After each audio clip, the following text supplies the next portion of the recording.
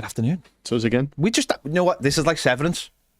We didn't actually leave. We didn't leave. Our innies are still here. That little beep came on. This little beep. We came through the door. We'd gone out. We just come back and we're sitting in the same place. Some may say you've got the same top on. I might have the same top on. Yeah, I haven't. I don't think I have. But I wouldn't know. People wouldn't know because you're sort of obscured by the Toffee TV countdown clock. Yeah. The road to 100,000. Which, if you haven't clicked it, please do. But there you go. Getting close. We're getting closer all the time. I'm hoping we're helped by the videos we put on TikTok yesterday. Yeah. Which James has just been telling me all kinds of technical details about them. Stuff I basically taught him. But we put out 2 TikTok videos yesterday. I put one up, which was the Minecraft one, Sam Avery, on the 1878 FM podcast. If you haven't watched it, it's a very funny video. It's his experience of that. And that's done like over 100,000 views. Which I don't know if that's good on TikTok. Probably is all right. But like the analytics tell us that was like, how old was that? The biggest age group was 18 to 24-year-olds who watched it. James edited one that he put up of the Neil Dewsnip interview, talking about like Wayne Rooney and stuff. And the age group for that was 55 plus. So we had the whole scope of we had the everyone whole demographic sorted yesterday on TikTok. We've smashed it. Not that I knew 55-year-olds were on TikTok. Neither did I. Because I'm not that old, so I'm not in that. I'm not in that, but it's like you're a young person. Is TikTok your go-to place? I can tell you my screen time for TikTok this week. Oh my god! See, I can't say this is good or bad because I have a lot of screen time for a lot of things. So I'll do last week. No, I won't. Just do any time you want.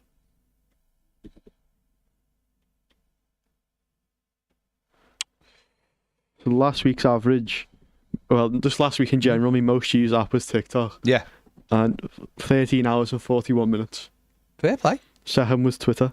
See, this is the thing, right? When you're telling me you can't watch TV programmes, we're not talking about TV programmes, but when you tell me you can't watch TV programmes and you're sat on that for 13 hours, I think that says everything we need to know. Netflix was 5th with 6.5 hours. Oh my God. See, that tells me everything I need to know. YouTube was 4th, 6 hours 50 minutes. The young uns, their attention spans have been ruined. There you go. Right, we'll move. We might come back to some of that stuff later on. But it was something that basically me and James were on last night. What we like to do, we like to mix our shows up. Obviously, I thought it was going to be John and Baz today. They've just recorded the show. That's why we're a little bit late. Or me and Baz, or me and John, or James and John. Wow, what a that would be incredible. It'd be a first. So sometimes it can be a little bit difficult when you have only spoken like literally 18 hours ago. Yeah. And there's nothing going on. Like there's no press conference. Of course, we're looking ahead to Forest, but we're going to do the preview and we'll do more of the Forest stuff tomorrow. But something caught my eye before. It was an interview with Neil Maupay, and he was asked about why it never worked at Everton, and you know he could have been like, well, because it's rubbish there, but he wasn't. He sounded like it was quite a civil, exchange when it's talking about Everton. He was asked by Give Me Sport, and he said, obviously he's in Marseille, bit power player comes off the bench now and again.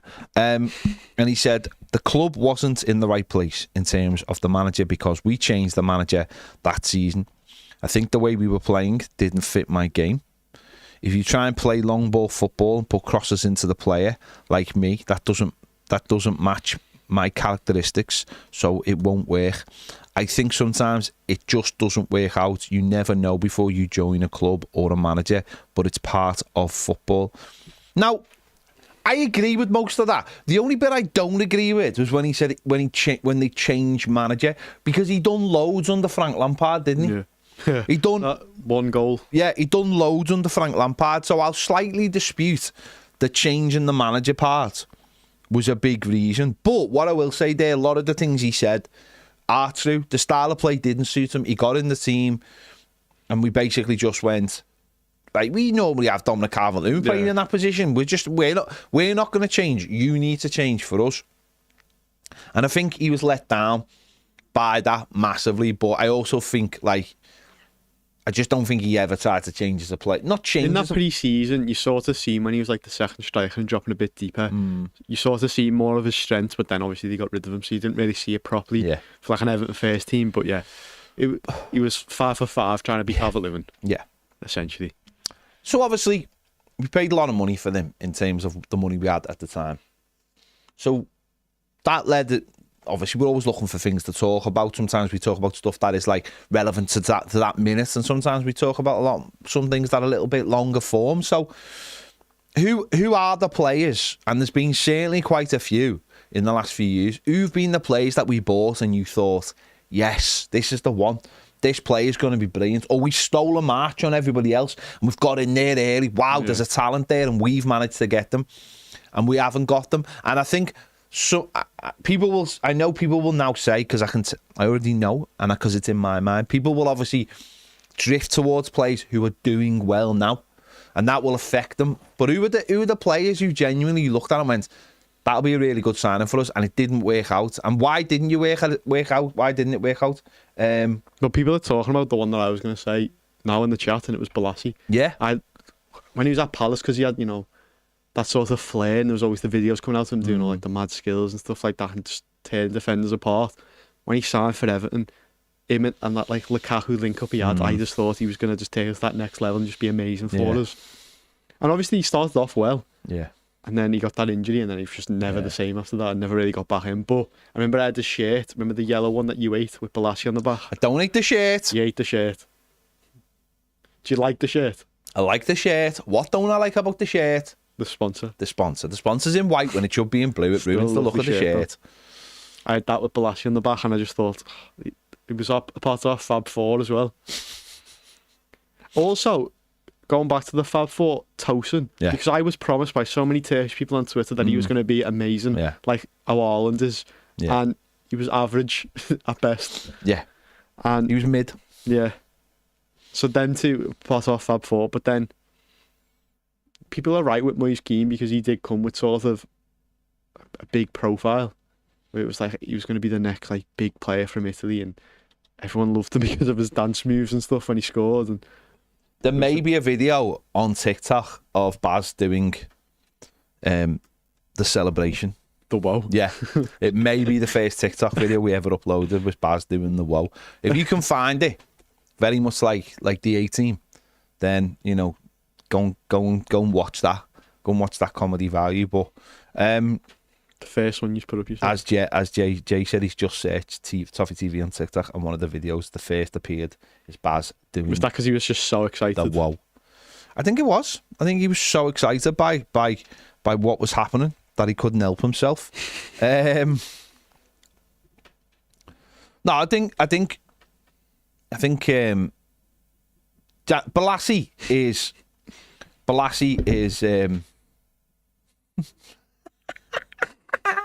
How many views has that had? Please share that in the group chat. No, share it on the comments on YouTube. There's a comment we're putting in. Please, everyone, just watch it, please. I'm not even doing it for the views. I don't care about the views. I don't care about views on TikTok, if I'm perfectly honest. But just please, everyone, watch it because it is amazing. And then maybe I don't know, download it and maybe send it to Baz on all forms of social media. Maybe make a GIF of it, and every time you feel happy, GIF that. I think the world would be a better place for it. See how many views it's got. I don't know. Oh, it's got 2,495. See, that needs. We got 115,000 yesterday on Sam Avery talking about the Minecraft film. Come on, we're talking about Baz doing the woe. Do you know what I mean? I just it's not in the kitchen here as well. It is. I just feel like it deserves more. I feel like you can make that. It feels like a punishment. I feel like it should be trending.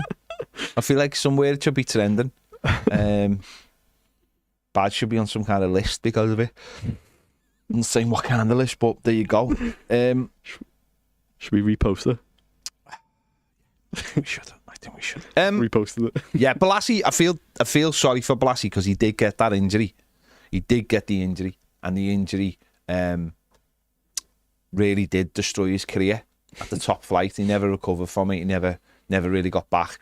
He come back, obviously, but he never really recovered. And it was 2 weeks. We talked about this last week, didn't we? I think. Yeah. He got it was like 2 career-threatening injuries in one. It was like a dent in his bone, and also the knee was cabbaged, and it was really sad. Really sad. Really talented player. The reputation just Balassi had as well when he came into Everton. It was just like, he was just such an exciting... It's the same way in Dye sort of is He now. invented the word baller, I believe. Yeah. It's just all like the skill moves and stuff that you see him do. It's just like that excitement. Like what you were saying where you like players like in Dye. Yeah. Like you like watching players like Balassi, don't you? It's a player you get you onto the edge of your seat. Now you don't like Balassi. A lot of people look at him and go, nah, he wasn't, don't think he was that good, or one trick pony, or sometimes you do the tricks and they just weren't, there was no reason for it. Yeah. Just get the ball and cross it. And he had a good start, assists and goals. He had a really good start, and then the injury in Man United, it was terrible. As I said, he never recovered. But Carl said Moise Keane I thought would work. Sadly, didn't. I think Moise Keane is a big one, isn't it? Moise Keane is a big one, especially when you see him now. But that's the problem, isn't it? It's like if you buy players like that, I firmly believe you have to put them in the first team, and you have to be willing to be patient with them. And again, I think it's more to do with where the club was when we signed him. Very young lad coming out of Italy, very coming away from his family. You know, there's that famous video of Brien saying, "We'll look after your boy," and all that kind of thing to his family. Yeah, and then the problem is that he never got in the team straight away, which was right because Dom sort of was battling with him, and Dom had showed more. And then when he got in the team, he never stayed in the team because you're not good enough. Instead of going, no, we need games. Yeah. And then COVID hit, and it was like he was stuck in a house on his own in Manchester. And then he was he was obviously a young lad. He was obviously bored. So he had he was having mates over and stuff, and then that got him in trouble. And managers probably then go, I can't be doing with you. I can't trust you, sort of thing. And he's a young lad. He's Italians struggle to settle. I don't know why it is, but they struggle to settle in the Premier League. They always have. There's only a handful of them who've ever done well. And the next minute he's going on loan and stuff, and he went to PSG and he done very well at PSG, didn't he? And then we're thinking, PSG will buy him, and then PSG backed out, and then in the end we managed to get. It was such a long, protracted thing. No, it was almost like. And then the minute he went, we were desperate for a striker. He went, and we were absolutely desperate we didn't have a striker. It's like if he had stayed, obviously. You never know. You can't say the future, but if he had stayed and played every game and grew into that role, and someone had put his arm around him, then it might have worked. But you look at him now, and he's absolutely smashing it. He's coming into a really good time in his career. He's going to get other teams looking at him now. There's talk that Arsenal wanted him. I know. I think as well with Moise Keane, I know people will say, so because Luchan was around the same time, and that yeah. Maybe he needed to not do well at Everton to be doing good there. But you look at sort of how he's done when he was at Everton, when he left at PSG, and then you look how he done it on loan at Juventus, and he's still done well. Yeah. It's not like the way with Luchman where he went to Leicester and Fulham and didn't really do as well as he would hope. So I feel like it's on Everton really not giving him that time. Well, Celtic Vape says Luchman, I thought he would fit in well. Sadly not. He's exactly the same, isn't he? No as one Moise Keane.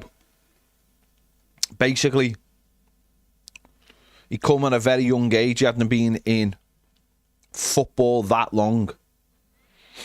He scores against City. Yeah. And everyone's like, wow, we've got one here. And then he never managed to recreate that.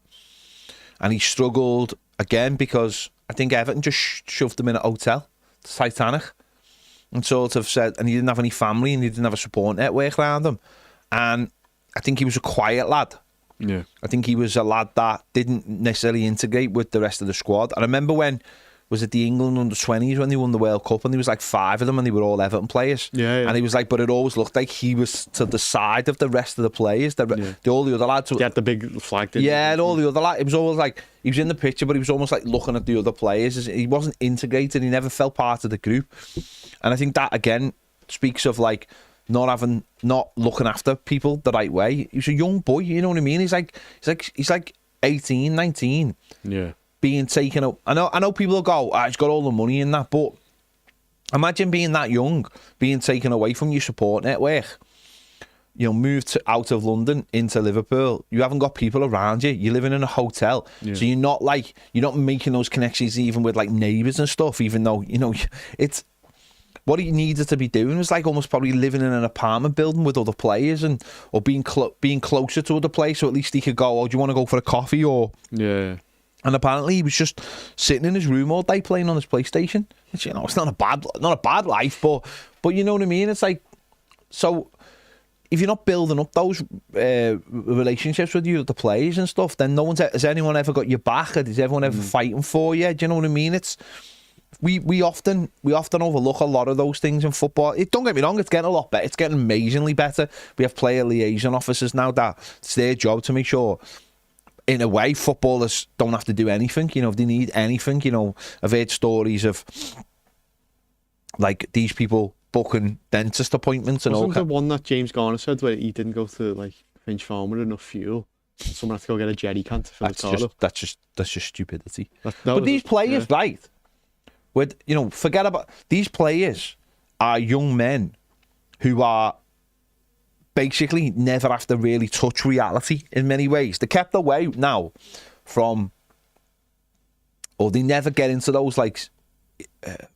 Those situations where they're growing up and they're hanging around on street corners and all that. It's like work all the time. You don't work, you're not making it. They cut all the friends out of their lives and all that kind of thing to make it. Because the ones who don't often find that the distractions are there.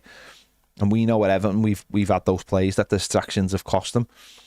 So it's all football because it has to be all football. And they're mates of the other footballers because they're coming through the youth ranks together.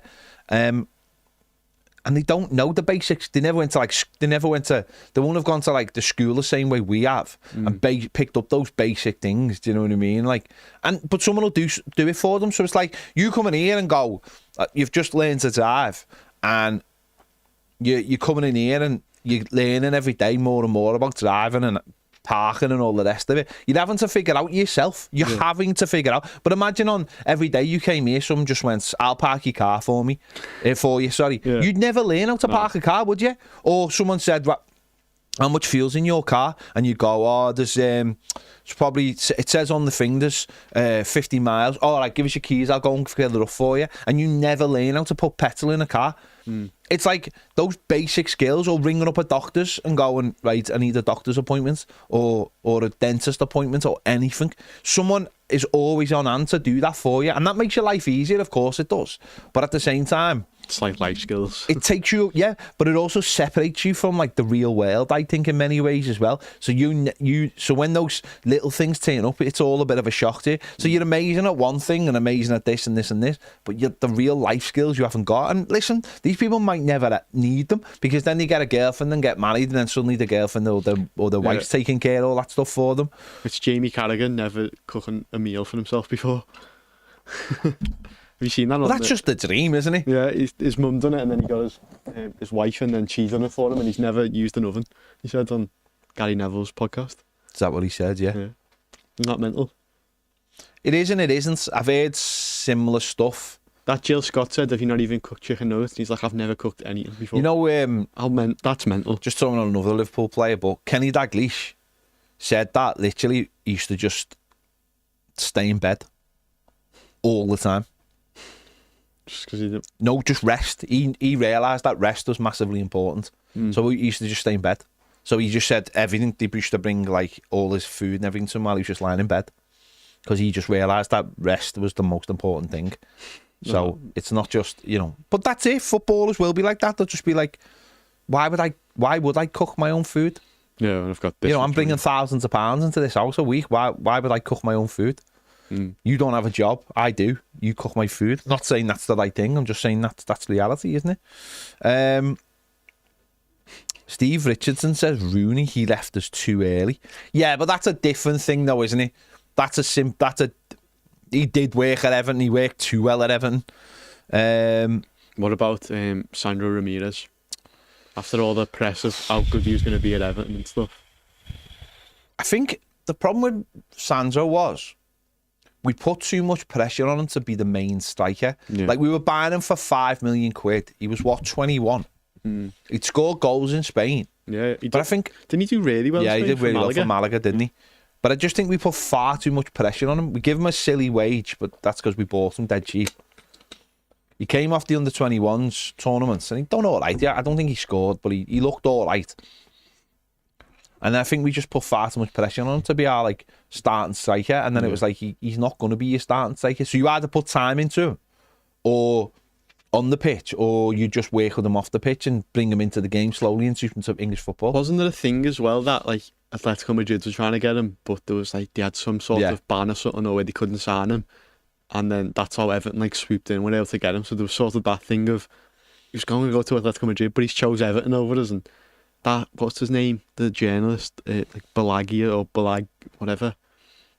He just used to say how good he was going to be. And you seen all the photos of him with like Messi and Neymar. And it was like, oh, we've finally got our Lukaku replacement. And then, I mean, the thing about it is, though, who knows what he could have been? Again, if you buy it, but if you buy a player, at least have a plan for them. Understand where they are in their career and what you're going to do with them next. Yeah. But again, it's about players settling, coming in from Spain, expecting them to adapt to the English game straight away.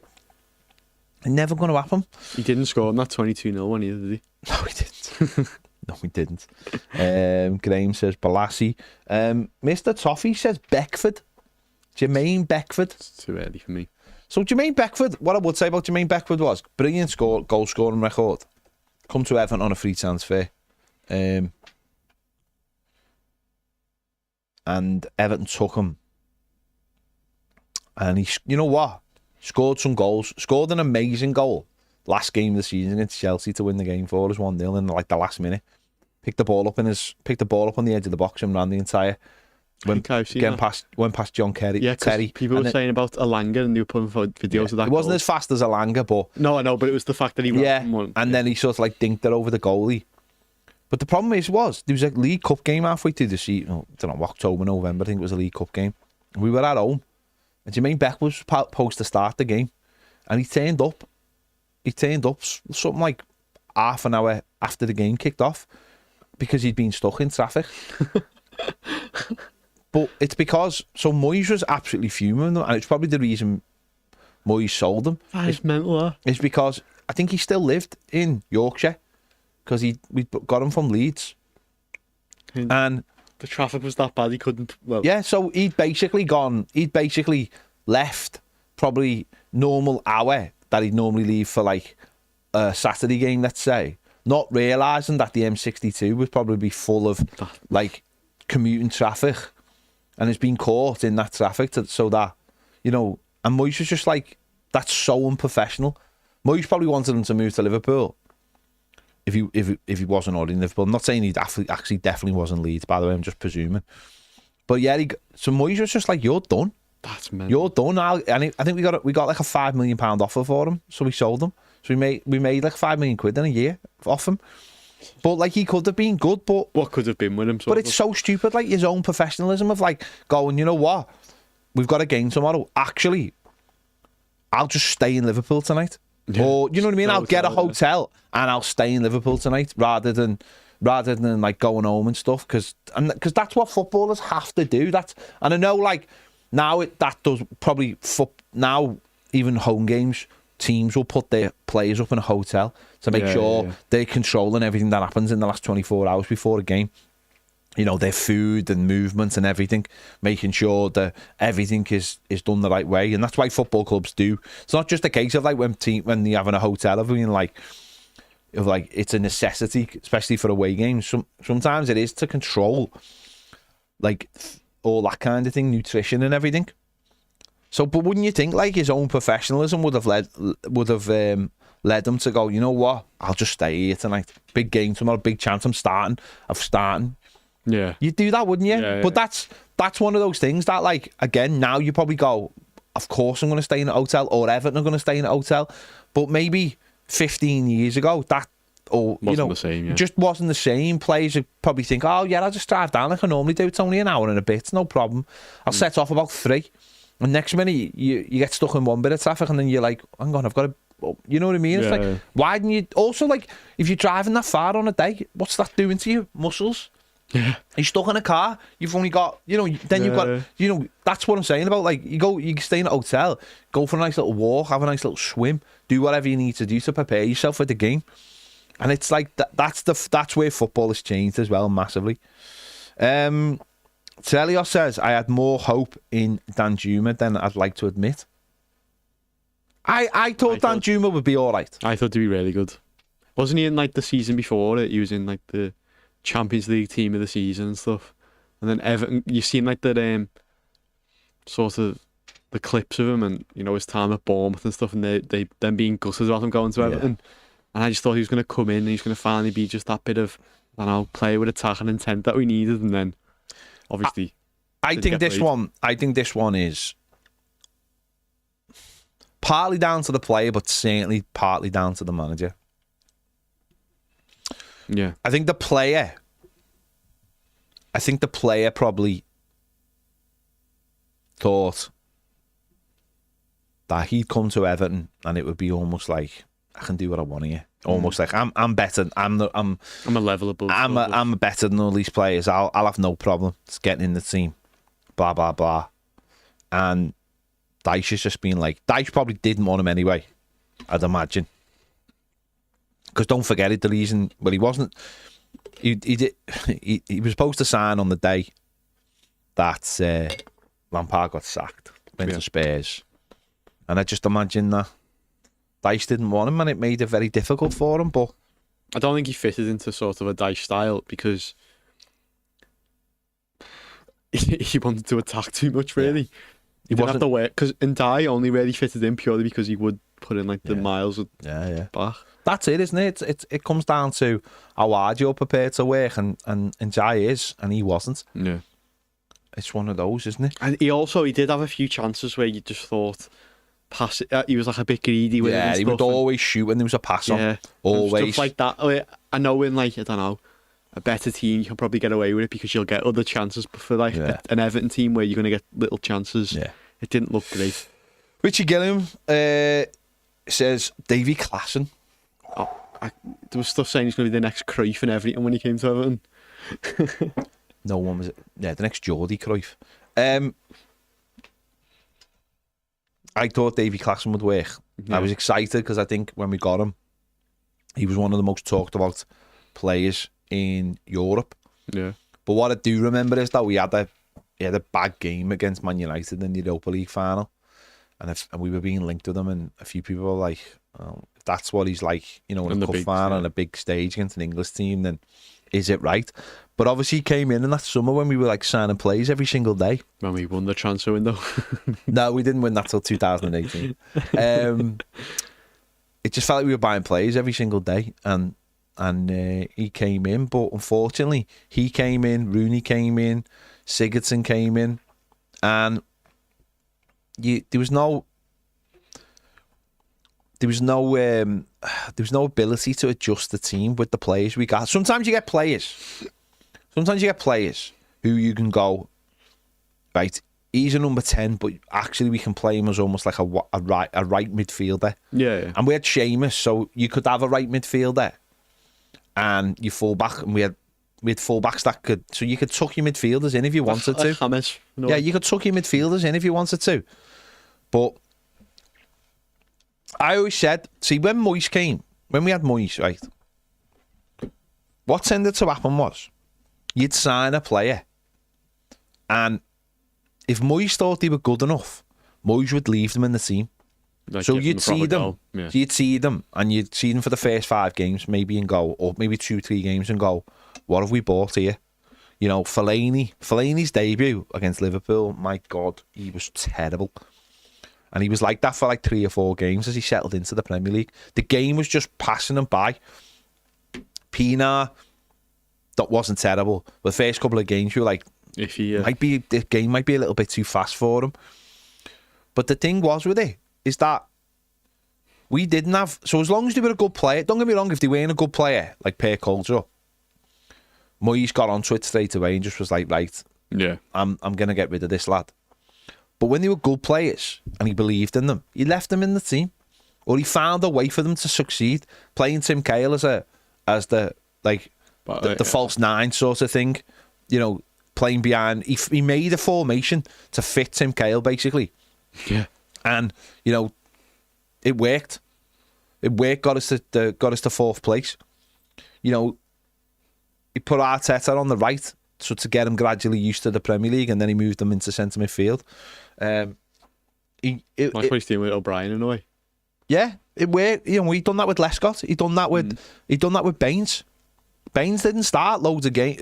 Baines didn't start loads of games, and then but he was like, "I'll get you into the Jag. Yeah, we can play centre midfield before he played centre back." It was like, I've got good players, but I've only got a certain amount, so you're going to play. Yeah, the squad wasn't big enough, so you're going to play, and that was the difference. So players had to sink or swim. Leon Oswin had to survive because this was his opportunity, and he was going to get games, and he was going to get more stick if you played poorly for Everton than anyone. But what happened with that team was, and you mentioned like Sandro before, and another we've mentioned, is that they didn't have to play. There was a player who could come in and take their place. Moise Keane didn't have to play. Dominic Calvert-Lewin was there. So these players never got an opportunity because the club had no idea what to do with them. If they weren't playing well, what the plan was for them. So you never got an opportunity. So Davy Klaassen came in, played the first game, it sort of passed him by a little bit. The game was too quick for him. And it was like, right, you're out the team. And then Koeman gets sacked. And then Unsworth basically went, I only want British players. That's what he basically said. And then he's out, so he's not in, he doesn't get back in the team. And then Allardyce comes in, and Allardyce doesn't want a Davy Klaassen. So he's out the team. And he's not getting given a chance. And before you know it, he's not playing games. And he's like, I don't want to be here. Yeah. Better to go now than try and see what happens. And then he went to Werder Bremen on loan. And before you know it, it's over. But instead of Everton having a plan for him, or because they had so many players, because they had Rooney, because they had Sigurd, like because there was too many people at the football club, too many people were obsessed with he will have brought Davy Klaassen in. But I imagine someone would have picked up the phone to Bill Kenwright and said, do you want Wayne Rooney back? And probably Kenwright just went, yeah, that's like, I've sold him and I brought him back. Yeah. And I think Michele was obsessed with bringing Sigurdsson to the club. So it just become that thing of like, no one had a plan. And you were never staying in the team. And Klaassen was a good player, but you can't make that split. Yeah, you can't make that split judgment, can you? Like, look at like Michalenko has become a solid Premier League player. Okay, he's not the best in the world, but he's become a solid Premier League player by just playing. Dwight McNeil, who was horrendous for the first 5 months. Dice came in and sort of put an arm around him, and we started seeing a player come alive and add loads more to the team and actually be a team player who looked like he had the ability to play for Everton. If we didn't have the players, they would have been gone. They would have been gone, wouldn't he? And you know, that's what can happen. So what did you think about Vlasic? Well, he was another one in that team. We played against him and we just went, oh, he looks good, sign him. Again, you had 4 number 10s. Yeah. And he was played out wide, weren't he? And it was always the excuse of, if you played him in the number 10 position, though, he'd do really well. He didn't have the pace. Yeah. He didn't have the pace to play out wide. I remember when he went to West Ham, I was gutted because I thought he's going to turn around here and we're going to look really stupid. Well, took him to that there, didn't he? Yeah. Now he plays for Torino. I just think that he didn't have enough pace. Italy's a good place for him. It was a classic case if someone played well against you, so you better sign him before someone else done. But we already had players. It was ridiculous. And they gave us a case. Yeah. We got Vlasic in a case. Vlasic in a case. 2 cases. No, that was crazy. That was another one that was absolutely crazy. And you had Tom Davis there as well, who was sort of brought into the team as a number 10. And then, so he's just been pushed out, another one. He's pushed further back as well. So you're like, you've got all these players and you've got all this money, all these wages, and none of them are doing well. And it was just mad. It was just a mad time. There was just no plan at all. But you know what the plan, in a way, should have been? It should have been like a team to play in the Premier League and a team to play in Europe. What Chelsea doing, essentially. And the European team should have been like your Classens, who have got experience of playing in Europe. But it wasn't. It was the same team every game. So we were going from one game getting beat to the next game getting beat. Europe is supposed to take there was no plan. Koeman had not planned. Koeman is the laziest manager I think Everton have had since Mike Walker. He didn't plan for anything. There should have been. Getting through Europe, we had to play Tingyo twice, obviously. The Greek team. We had Lyon, didn't we? And we had Atalanta, didn't we? So, okay, couple of tough teams in that group. Yeah. But you say, right, you try and win your own games and you beat the other team twice. And you've got an opportunity to go through with that, maybe in second place. And we didn't. We just, every game was this. I remember the first Atalanta, they battered us, didn't they? But, you'd watch other teams in the Europa League and, Mourinho was brilliant at it. He'd lose a couple of games in the group and still get through. He just prioritised those home games. And the away games, he'd send, kids like we did to Limassol. He'd look at it and just go, send kids over there. We've got a big game this week. But we were, playing all our players, and it just didn't make any sense. Didn't make any sense at all. There was no plan in that season at all. We got it spectacularly wrong. Let's have someone more. Louise says Besic. Did we expect more from Besic? He had a good stint, didn't he, for a bit, but then he just sort of looked sloppy all the time. His first touch sort of set the tone, didn't he? Yeah. That touch against Chelsea, the back heel. But it was good games against City, wasn't it? When everyone thought, he's going to be a player. Yeah, he did well against City. And then it's just... He did well in some games. The problem, again, chaos. Martinez, everything was just chaos all the time. And he did have some really good games. And we'd seen him in the World Cup against Messi and he'd done all right. I mean, Messi scored, but he'd done all right. And he looked like a player that's just this can be a solid player. But again, he ended up playing right back at Wembley in the semi-final. Yeah. It was... And you played... Yeah, I remember it was there was just weird position changes for that, and I think it was in right back. And then he got loads of injuries as well, didn't he? And he just fell off. I think he's still playing, though, isn't he? I think the biggest thing was when he left us, he just never went. I think he went to a team in Hungary. Yeah. And then his career has just never been the same. I just think most of these players come to Everton, we give them a massive wage that they probably walked in a room with a figure. They've probably got the piece of paper and gone and write a figure on there. And they've wrote a figure and it probably said $8,000. And we haven't looked at the figure. Well, they've walked in and then we've pushed the thing over and our figure says 50,000. And they've probably just gone, They're trying to play it cool. We wanted a bit more, but we'll take it. I would like a bit more. Oh, you want a bit more? Yeah, 60. And then they've probably just been swimming in Scrooge McDuck's swimming pool so long that by the time Saturday come, they were like, oh, I'm knackered. All this gold I'm trying to swim through. Too much money. They're down the Minecraft mines of gold and stuff. Gareth Hughes also says, I bet my mate that Klassen would score more than Salah in both their first seasons in the Premier League. Worst bet ever. Salah had that reputation of being the Chelsea reject, didn't he? Josh says, there's a few from the 2017 summer window I thought and hoped would work. Davy Klassen and Sandro Ramirez were exciting sounds for me at the time. That window is... Do you want me to go through it? Who we got? Well, you get them, man. But that window is a great example of having money and having no plan. And that's what happens. That's the lesson. If there was ever a lesson in a university of college of this is not what to do in football, they'd put that somewhere up and just be like. So this is both January and the summer. Go on. Sigurdsson, obviously. So this is the summer. Yeah, but it's combined for that season. Okay. Michael Keane, It's normally 30 million. which is not that bad of a signing, really. I know it's not worked out towards the Yeah, end, but yeah. he was Maybe good not for 30 million, but Pickford. yeah, good it's worked signing. out. Yeah. Davy Klassen, No, Theo Walcott, no, Tosin, no, Vlasic. no. There's a mad one, Henry Onyekuru. That's at Monaco. A player that never played for Everton, Yeah. yet I met at a Paris train station. Nice. Believe it or not.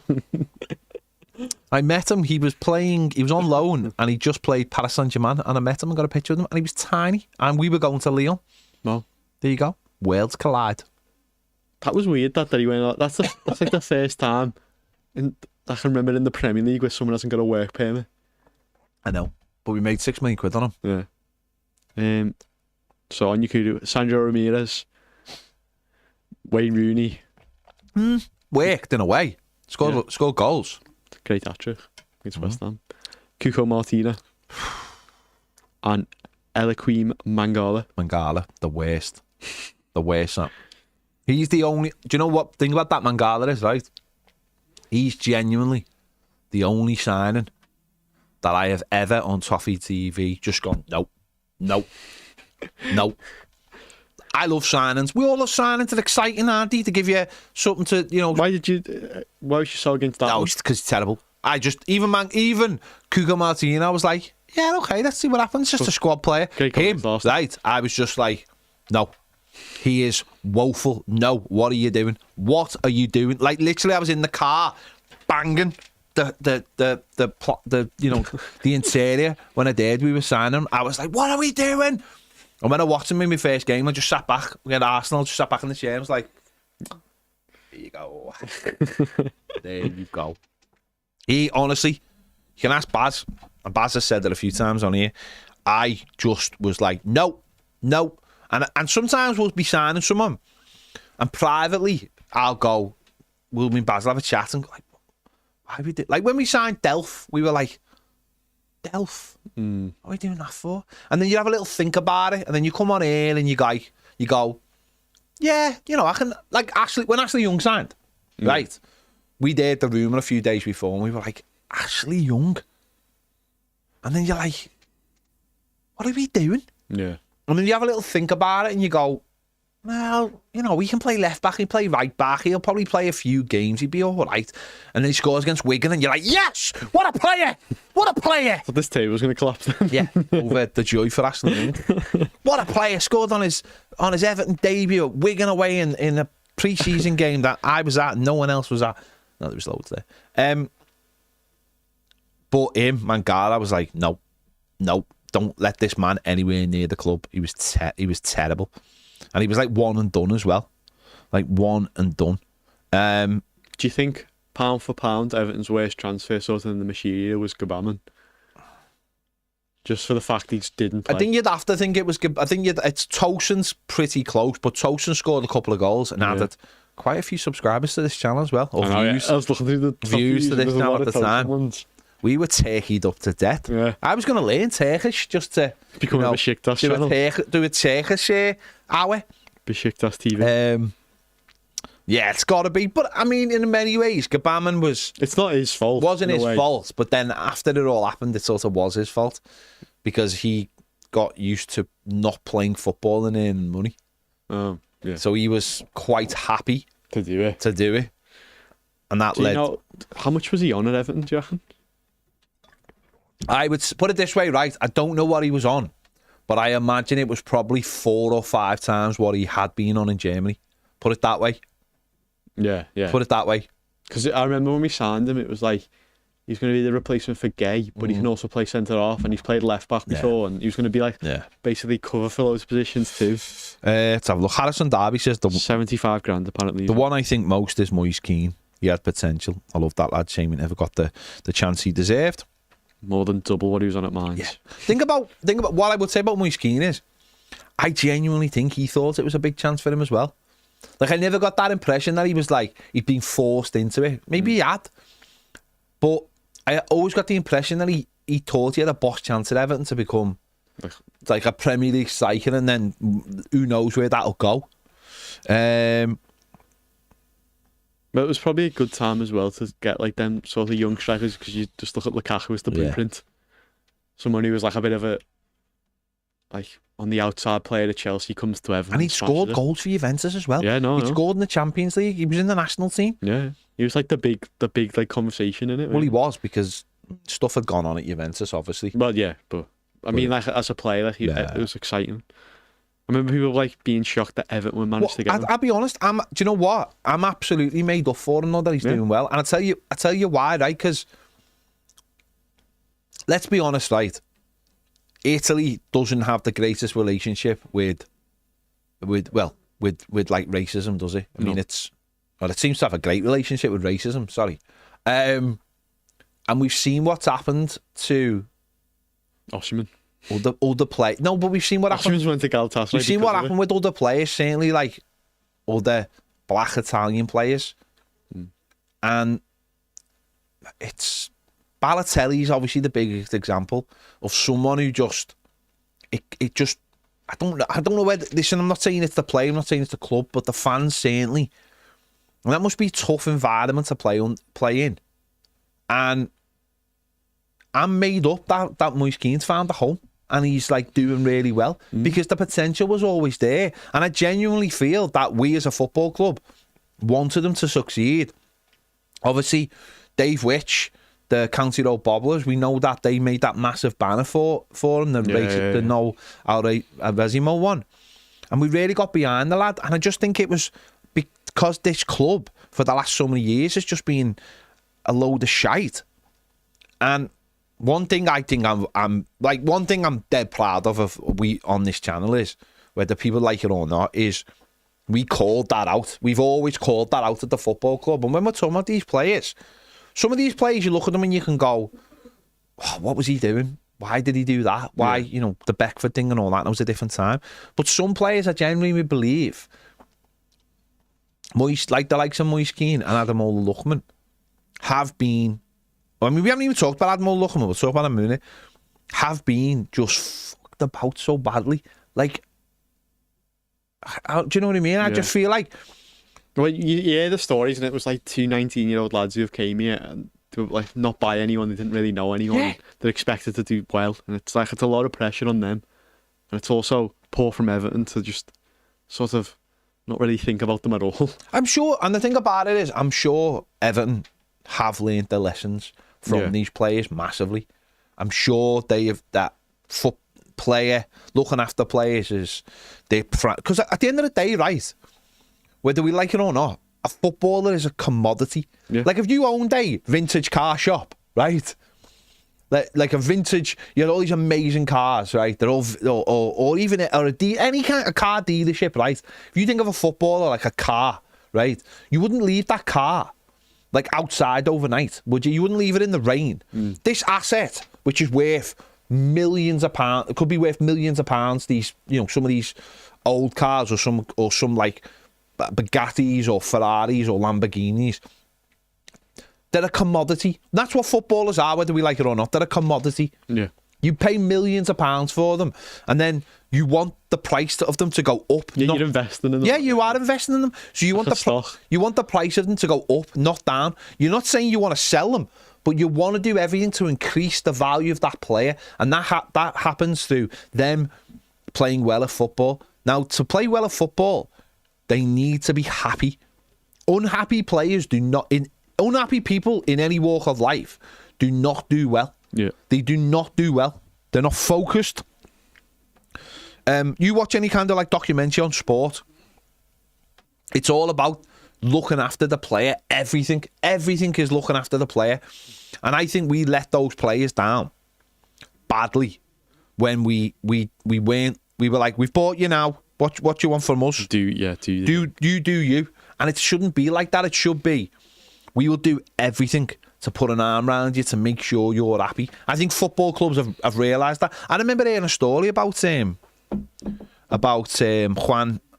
you might remember him, Juan Angel, used to play for Villa. Brilliant striker, by the way. Yeah. I think it was Juan Angel, but I think there was another part of his name. Cabrera or Hernandez.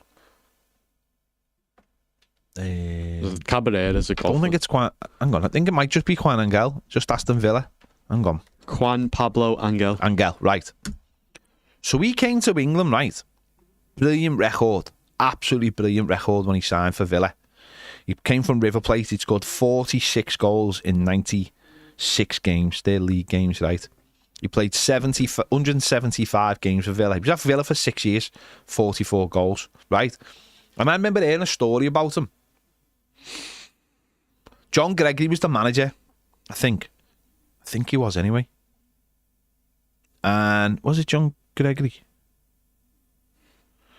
Who was the manager? Anyway, it mightn't have been John Gregory. It might have been someone else.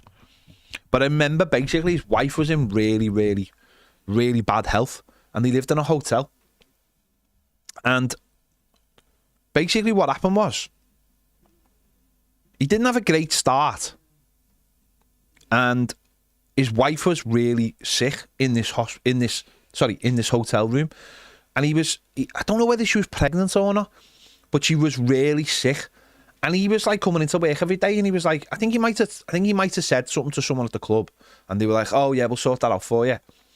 And he was coming in every day, and he was like really stressed, and he was like having to go in. He didn't know any English. His wife didn't know any English. They come straight from Argentina, and he didn't know what to do. He didn't know how to talk to people, to ask them, like for just help or whatever, for the help and stuff. And I'm sure the manager, whoever the manager was, who was the manager in 2001 at Villa? I don't think it was John Gregory. I think John Gregory had gone by then. Graham Taylor?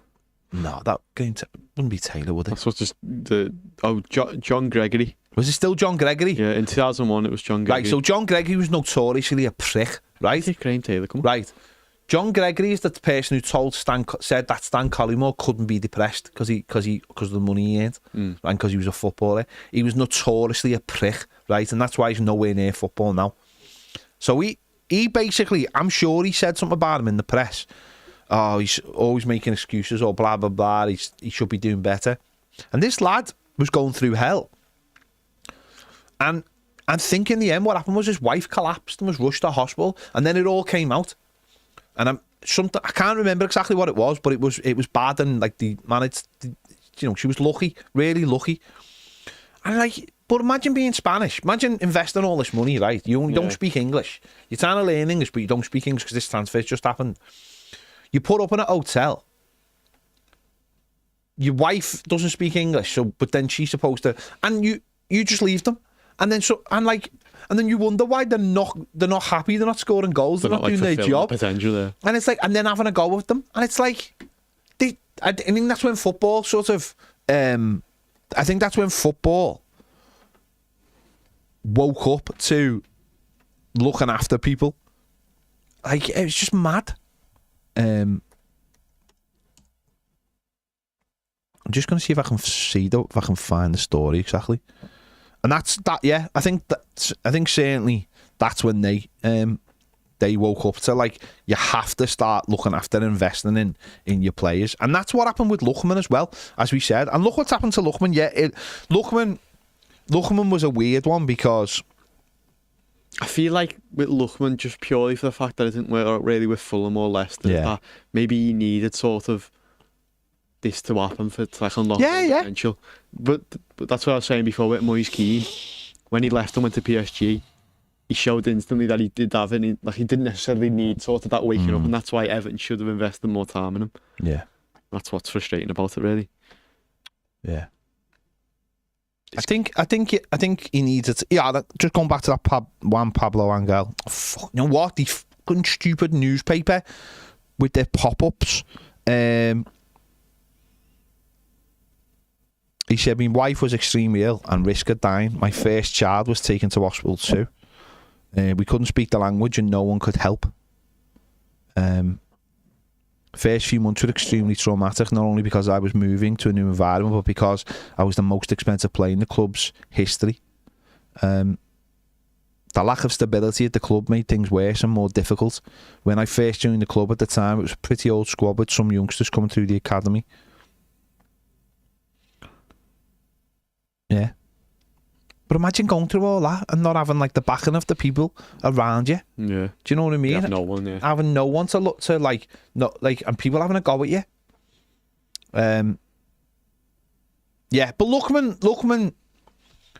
Lookman obviously he's took loads of time, hasn't he? He's took loads of time to sort of find that true position. Yeah. And maybe it was just never going to happen at Everton. And maybe sometimes you... It's difficult, isn't it? Because you look at Lookman and you go, right, we signed him when he was young. And then you can look back and see how well he's doing now and go, oh, if we'd done this and we'd done that. And maybe sometimes you have to go, maybe there was nothing we could have done. Maybe we were just part of his story of how he got where he was. He's like the pushback to be able to get to the next level. Exactly, yeah. And then you look at it and go, could we sign that player now? And you go, probably not, because the top teams want him, and we're just part of that journey, aren't we? And that's what happens with players. And let's look at the other way. We've been quite successful of getting the players that sort of happened to them at other clubs. Yeah. We've been very fortunate to pick up other people's what they regard as mistakes and cast-offs, and have done very well with them. And we never go, and you look at the story and go, and it happens both ways. You go, we had this player, Arteta, Pina, brilliant examples of players that we've managed to pick up because it didn't work somewhere else. And some of these players are just players that it's the other way around. And you should never look at it and go, oh, if only, because... Yes, you can always do better, and I think there's a lot of human error in this, but I just think for some players, it is just the way it is. It's like a wake-up call for them, isn't it, really, if they don't succeed at like a first club? I think also, though, there's also that thing of, like, you buy a player and you look at what happened, what wrong with them, and went, right, we know not to do those things.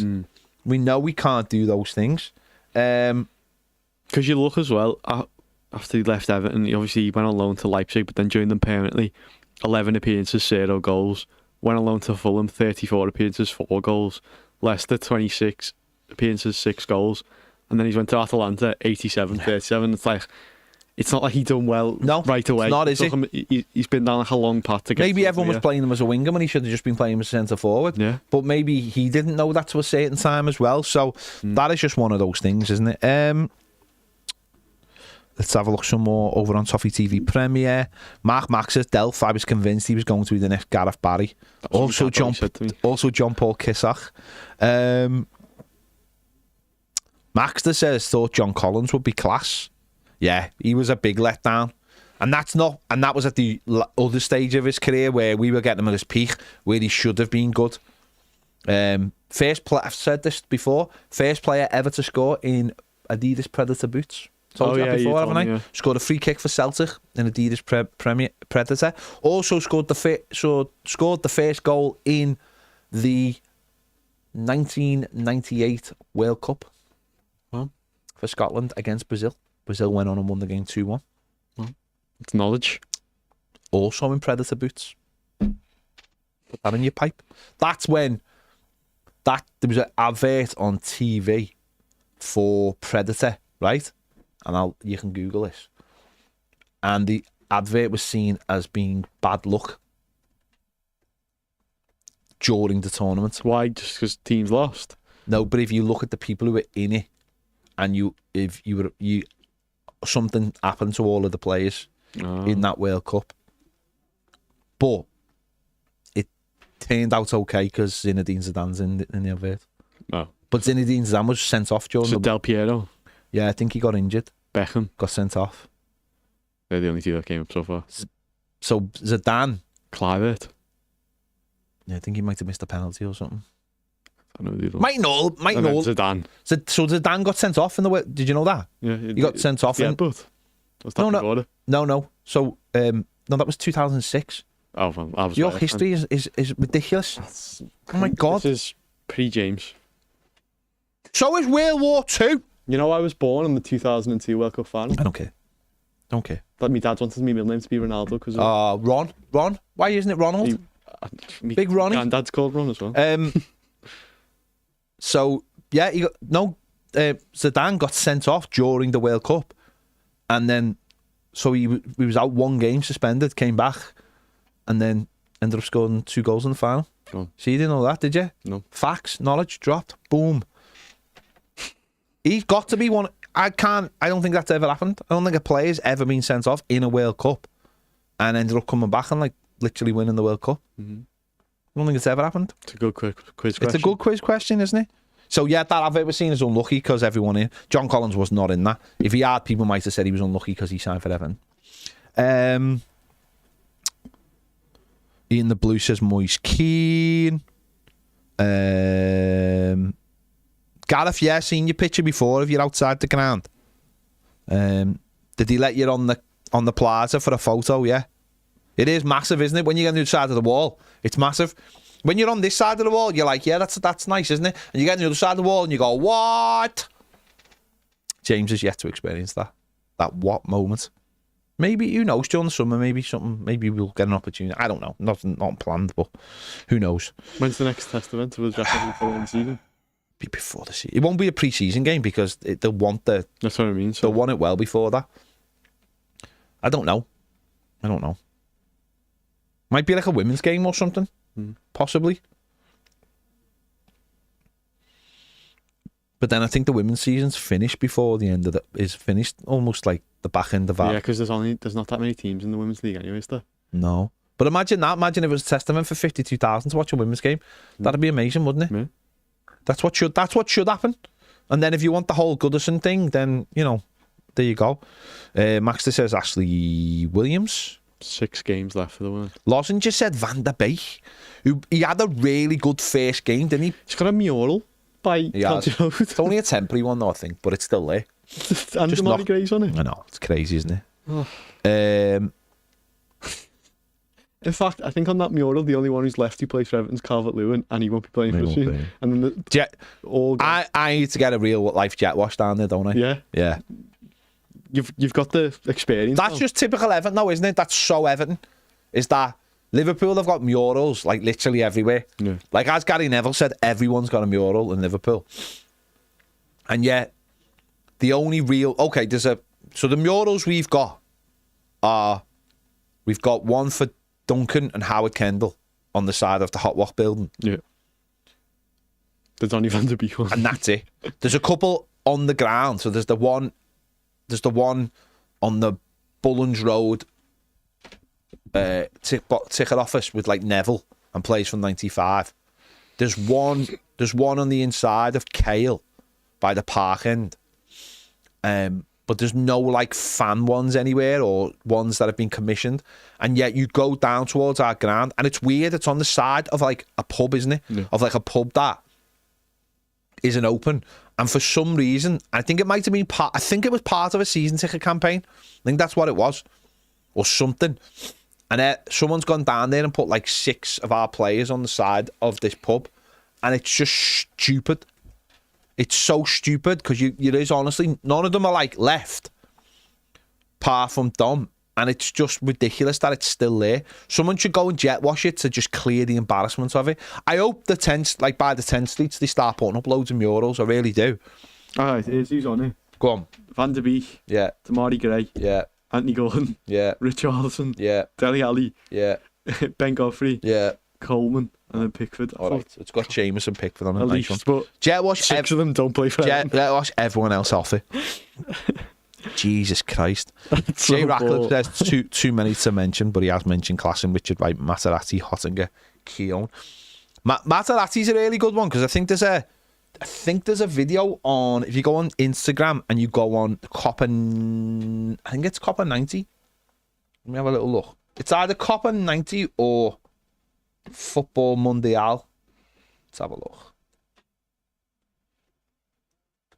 Yeah, it's Copper 90, so there's a little video story, the story behind Marco Materazzi's lone season at Everton. And it's just a little 90-second video of his time at Everton. And what I will do is, actually, I'll steal it. Nice. Shall I steal it? It's not technically stealing. I'll tell you why. Because there's a feature on which you should learn how to use. God, why am I always teaching you stuff? It's almost like it's your job to teach me. It is literally it's my job to. So if you go on another account, right, and you click the 3 buttons up there, right. Sometimes on these videos there's a feature called remix, This hasn't got it, and it's like quote tweeting on it, but this hasn't got it, sadly. But some of them do. What I'll do is though, I'll add it to our story on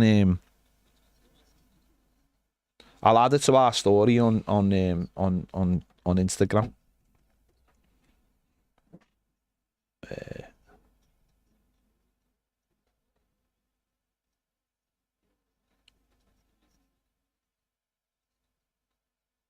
Yeah, you're too, but you like isn't it mad that Marco Materazzi played 1 year for Everton and then went back to Italy and ended up being a World Cup winner, and the man who obviously was famously headbutted to bring a full circle by Zinedine Zidane.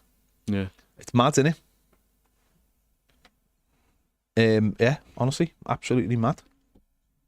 I remember meeting him. I met him in do you know John Lewis? Yeah, John Lewis used to be called George Henry Lees. And it was in the building where, do you know where TK Maxx is in town now, opposite Primark? Yeah. It was in there, and I remember going in there one day, and I was going in to buy some trainees or something. They had a little sports department in there, and here he is, like buying. He'd only just signed, and I think he was buying. He was in there buying like a couch or something. You could buy everything in there. It was like a department store. I think he was buying there he was sitting on this couch and. He just looked like he wanted to be in here. And I think I had a copy of the Evertonian in my hand, or in my bag from school, and it had him on the front page with the white kit, and I think I just took it and got it autographed by him, and that was it. He never said nothing to me, I never said nothing to him, I just looked at him and was totally starstruck. Marco Materazzi, and I just got him to sign it. There you go. What a player. Right, let's see. Let's finish this off with a few more.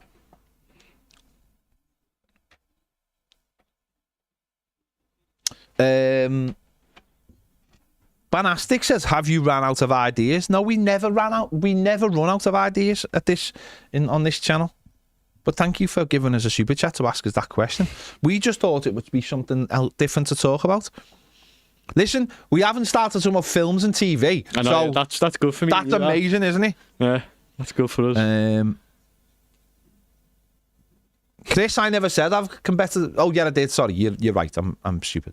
No, we could just have a friendly, couldn't we? A women's team friendly. But I sort of did say it was going to be. I did when I said how many games were left. I did, but really, what I was saying was how many games are left, so then we can have a friendly. And James said 6, so it all works out.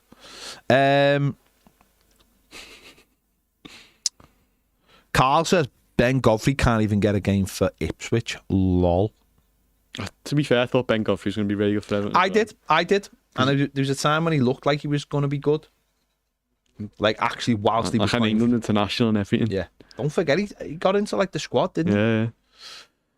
Emma says, I have to drive past that Carragher and Bootle on my way home from work every day. Got him as a kid in an Everton, so it's only saving grace. I'd go another way. I've never seen that in real life. I've never seen it in real life. The only one I've seen in real... I've seen the Liverpool ones down by the Baltic, because... And I've never seen... I think I might have seen a Liverpool one last week. I don't know why. I don't know, I might have drove down the road and seen it.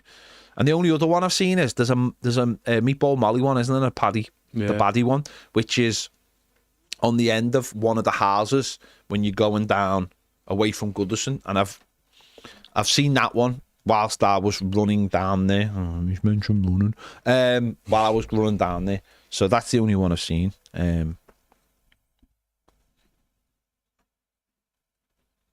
Banastic, we got the live counter because we are skilled at YouTube operations. Just go on YouTube and search it.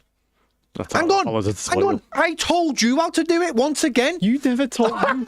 You sent me a YouTube link. And then I did it, and I was like, this is how you do it. So I followed the same YouTube link as you. Yeah, but I found it, and I did it. Hang on, and I told you... You did not teach me, though. I done it. And I taught you how to change the colour the other day when you couldn't change the colour. Because we were live. I could have changed it if you gave me more time. Okay. Okay.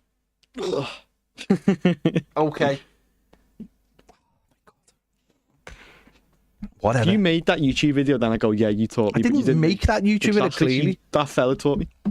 But I also didn't But people who teach math didn't make math, did they? They just taught you. They just teach it. But this fella didn't make YouTube Studio where you have to copy the link from. But they learnt off somebody else, and I learnt off someone else, then taught that to you. But you never taught me. I watched the YouTube video and followed the steps that he gave me. I did. Anyway, never mind. And anyway. it was done before you came in, but you weren't happy with it. No, I wasn't happy. We changed it to get this one we've got now, which is amazing. And I basically come up with all of that. By the way, go and buy some fuel. You get £10 off, and it helps the channel. If you're buying fuel, use our code. Don't be a fool. Don't be a fool. Buy fuel for your fuel. Pet's going to say he made that up now. I just made it up. There you go. Baz's videos had 100 more views since we reposted it of him doing the whoa. Why haven't more of you watched the whoa? Joey went back in. Anyway, right. I'll have a little refresh on Premier. Emma says Brazilian Joe and Iwobi. I thought Iwobi was good for Everton. I could make a joke there about Brazilians, but I'm not going to, because that would be terrible. Gary Wall says Delhi. Mark Max says I was hoping Gabanman was going to have a Alex Niaku style return. He did have an Alex Niaku return and did nothing the same way Alex Niaku did. Eddie says Bernard. Yeah. I thought when we saw him against Leicester, I thought we had a player on our hands who was going to be absolutely amazing, and by the end of the season, people would be offering us 100 million for him. Yeah. Never really worked out like that, did it? Was it the goal against West Ham that was dead good, where he was dribbling around like the keeper? Yeah. Just like scoring against West Ham, I think. Mark Max says, you ever known a stranger transfer than Per Coldrup? Yeah, well, the talk was that Moyes never actually watched them in real life, and he always watched players in real life, and it was all on videos and stuff. And when they got him, they realised he couldn't head a ball. A centre-back who couldn't head a ball. He made one appearance for Everton. Yeah, Aston Villa away. Boxing Day, I think. Jay says, we're going to say Delhi, but he actually did a job when he could be played. Remember that one pass to Rondon, and Rondon, did he hit the post or just put it wide? That would have been a lovely... Is that what we're saying? No, you had that one pass. But it was a great pass. What a pass it was. Yeah.